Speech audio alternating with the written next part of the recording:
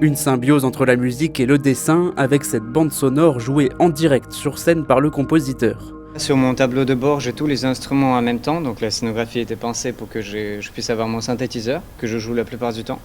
Ça, c'est ma table de mixage sur laquelle je gère tous les entrées. Un ordinateur qui me permet de voir les parties enregistrées de mon son et une bande magnétique qui est vraiment d'origine des années 60, lesquelles jouent aussi dans le spectacle pour amener ce côté grain et le côté rétro qu'on diffuse dans l'histoire. Ces instruments accompagnent les 24 planches de Xavier Coste.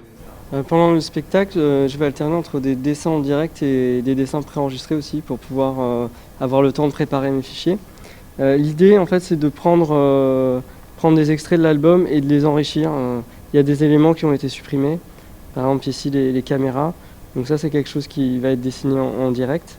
Et comme ça permet d'avoir un dessin en mouvement. Une vingtaine d'images ont été sélectionnées sur les 200 pages de l'album. La rencontre des deux artistes révèle très rapidement une véritable émulation artistique. On souhaite faire parler les images sur grand écran.